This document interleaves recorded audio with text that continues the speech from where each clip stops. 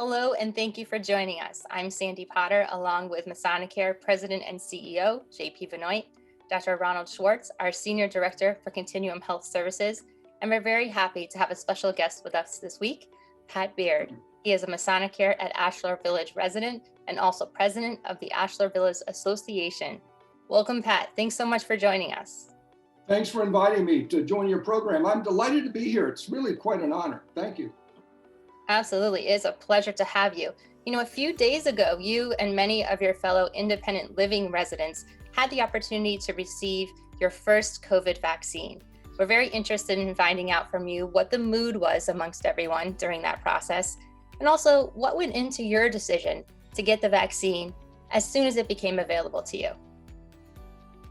Interesting. The inquiry about the mood really has two parts to it, I think. First, our residents were well aware of the lines that were encountered during the first part of the vaccinations. The Masonicare employees were, I think, really patient because they were out there 3, 4, 5 hours or more.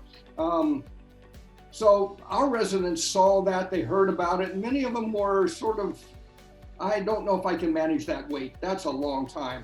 So if you would expect some hesitancy, some anxiousness, maybe some apprehension even. But part two was over the last few days when I had a chance to walk and be out amongst them on the site. I saw teamwork, some shortened lines. The vaccination sites moved along. It was quicker in the inoculation process. The increased efficiency through what I want to call a streamlined process made everybody go, and a lot of that anxiousness disappeared. It really did. I noted folks talking with friends they hadn't seen in a long time, which was nice. While social distancing, I must admit, I sensed some excitement, maybe even enthusiasm and a feeling of relief, which was interesting. There was also a feeling of confidence, maybe trust, and some real hope. I won't say a complete return to optimism, but I'd like to think that. And well, we all know it's not over. This was a really good start, and we're on the road to recovery. Now, it's interesting too, because when the second part of your question was, why did we decide to get the vaccination? It comes down to about 4 things. One was, I wanted to protect my wife. She's a type 1 brittle diabetic she's a juvenile diabetic. She has autoimmune issues and she needs inoculations. I want to protect my family. It's pretty simple. 2, I want to see my kids. I haven't seen them since last December. We had a Christmas holiday gift exchange here at the apartment. We went over to the billiard room. I had the whole family, 12 of us, for dinner that was catered. It was a lovely event. I miss my boys. I miss my grandchildren. I yearn to see them. I'd like to visit them. They're in Massachusetts. I can't get there. I have one boy who is a junior in high school, double L, big school up in Boston. He is a soccer player. And when I say soccer player, a really good soccer player. He started as a freshman. He has been scouted by college recruits as a sophomore. They had games this year. I didn't see any of them. I want to go back and see the games. I want to see my family. The third part is really one of statistics. 81% of COVID deaths today are folks older than 65 years old. And only 1% is under 35. We are the target audience. We need to have that vaccination. Now, just lastly, I want to tell you, when we moved up from Carolina back to Connecticut, we looked at 13 different CCRCs, and there's a lot of good ones around here, really, really good. We selected Ashlar Village because it was friendly. We got that sense when we walked around, and I had an analog system that I was going through, and I measured everything. It was something that I miss. I miss the noise and rustle of activity in the dining room. I like to have fun with the wait staff. I miss dinner with my friends. I can't even do that. So this pandemic has robbed me of why I moved here. I want it back. I want the fun, the charm, the camaraderie of Ashlar Village and why it should return when we all get vaccinated. Winston Churchill once said, "Fear is a reaction, courage is a decision." So I encourage everyone to make the right decision and get the vaccination if you haven't. I hope this provided some insight to your questions. And I really do appreciate you having me on today. I mean, it's something that I look forward to, and I wanted to provide one more observation, if I might. I'm really proud of our healthcare workers. They are indeed heroes. But make no mistake, our residents are heroes too. They don't get to go home after work and see their families. They are sheltered in their rooms where they've been for almost 10 months. They have limited access to their friends. And while they have endured this for many, many months, it's enough to make them heroes in my book. So I just want to say well done to the Ashlar Village restaurant. Thank you. Oh, Pat, thank you so much. We couldn't agree with you more. Everything just perfectly said. And JP, I know you have been so touched by how our residents have responded every step of the way during this pandemic. Pat hit it right on the head. Our residents are heroes. As much as the staff are, so are our residents. And, you know, during last week, we vaccinated over 1,000 individuals last week, whether it was their first shot or their second shot. In Connecticut, almost 200,000 individuals have gotten their vaccination so far, which is still a long shot from the total population of Connecticut getting it. But I'm proud to say that our residents stepped up and got their shots.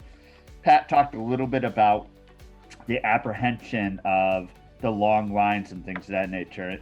And I have to say that the staff in CVS did a fantastic job from learning from their first flu clinic to how they did it this past week. The wait times dropped dramatically. There was an energy. And one of the things Pat talked about is getting back to some normalcy on that campus. And I have to tell you, walking through Ashlar Village those 2 days, actually 3 days, you could see a culture shift of energy that came back alive at Ashlar Village. And one of the residents sent us a note, and her last comment in the note was, "It was the best party I've been in nearly a year." And, you know, that just, the grin on my face and the grin on all of our faces was truly from the heart. And, you know, I think one of the things that I'm really proud of our residents is they've stayed vigilant during this time, and knowing that they can't see their family the way they want to. But it is for the better good of the entire community that they saw that this was the right thing to do for themselves and for the community. And I think when we talk about going through the vaccinations, it's another step in doing the right thing for the community. And I think everybody is yearning for that normalcy. And I think by doing what we're doing with the vaccinations and really still keeping our social distancing, the masks, and avoiding the large groups, I think is going to get us to where last week you saw people talking and chattering about everything, and that energy level starts to go up. And I can't tell you how proud I am of everything that they've done. And I also want to thank Pat, because we've been doing a lot of these videos, but many people may not know Pat and some other residents have actually been doing their videos to the Ashlar Village residents. And I think that has really been a great segment for people to really stay informed, but also it allows the connectivity to one another. And my hat's off to Pat and his leadership for all of what he's doing. And that's really what Ashlar Village is about. And you know, obviously I have a special place in my heart for Ashlar Village, and hearing and even seeing last week the residents having that interaction that you haven't seen in 10 months really gave me hope, gave me a really warm heart, knowing that we are getting so close to getting back to some normalcy. And I can't tell you how proud I am of everybody. Staff did a great job, residents did a fantastic job. And I think, you know, as we continue to move forward, we're gonna get it. We're gonna beat this. And it's because of what happened even just from last week. Yes, we have a lot of hope, JP. Thank you so much. And Dr. Schwartz, as JP was just saying, as we continue to vaccinate, not only at Masonicare, but in our communities at large, it's still very crucial for all of us to stay vigilant to prevent the spread of this virus, correct? Absolutely, Sandy. And first, let me applaud Mr. Baird, Pat, for getting the vaccine, and all the residents and actually employees, because really at this point, the only ways I know to slow this virus down are by vaccinations and continuing with social distancing.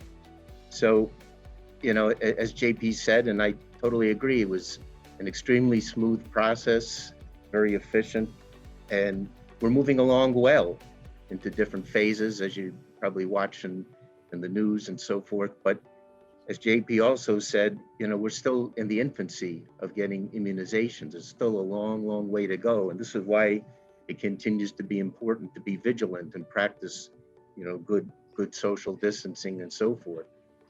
The other thing just to mention, even if you have the vaccine, you could still be an asymptomatic carrier. What that means is that, you know, you could have the virus in your nose and you could possibly sneeze or cough, or even by speaking, you might be able to transmit. It doesn't mean that you have a full-blown virus, you have antibodies, but this is another reason why you'd want to protect others, you know, from who haven't been vaccinated.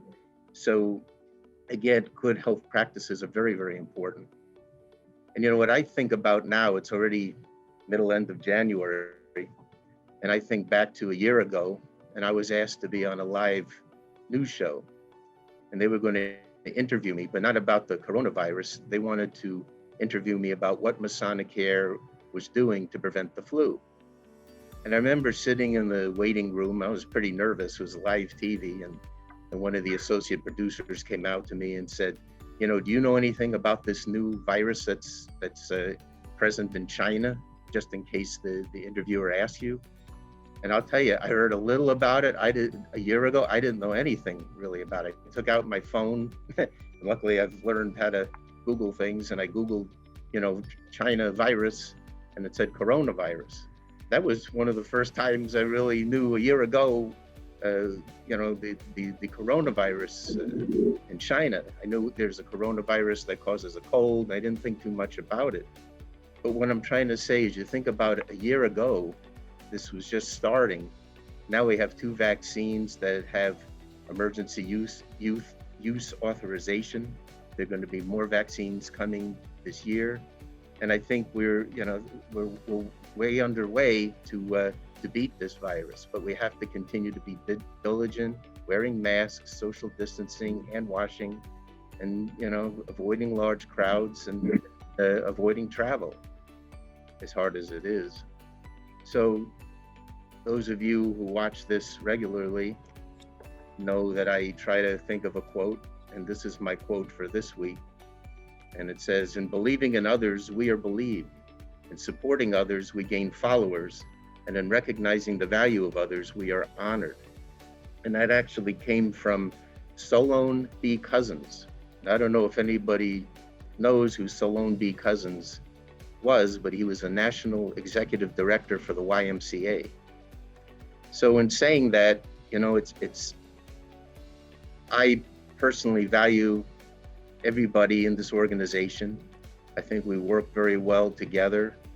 I think that, we continue to work together, continue to be vigilant.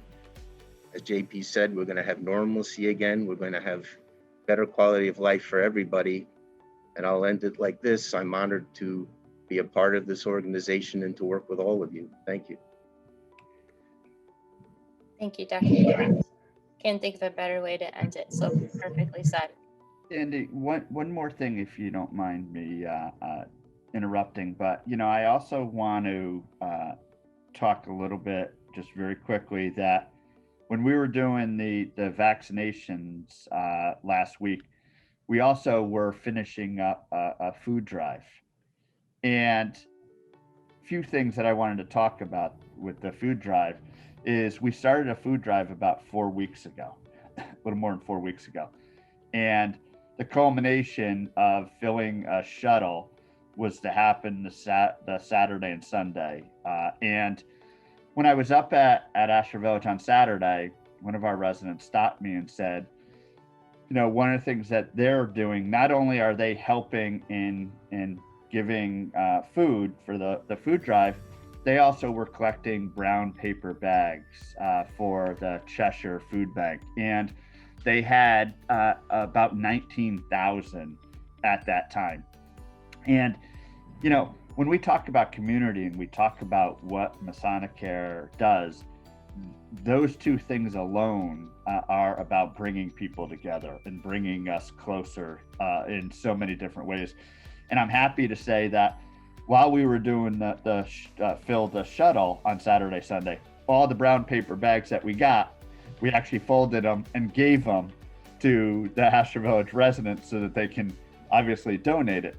But we also ended up donating yesterday to the Connecticut Food Bank 5,488 pounds of food, and about $1,364 of cash and gift cards for donation. And we were told that would feed about 4,300 meals for those that are in need. And why is that important? Because it's the right thing to do. And it's so many people think with their heart in our organization, whether it's our staff and our residents. And this is just another example of what we do each and every day, from our residents being who they are and our staff being what they do. It's been, even through the stressful times, there are so many positive and great things that we're all doing. So I just wanted to just let everybody know about another positive experience. Thank you for adding that in, JP. It was in fact such a heartwarming display at our food drive this past weekend. And I think I speak for all of us when I say that we're all just very, very honored to be part of such a loving Masonicare family. Well, thank you all so much for sharing your time and your insight with us today. And thank you for watching at home. Until we see you next time, we hope you'll stay safe and stay well.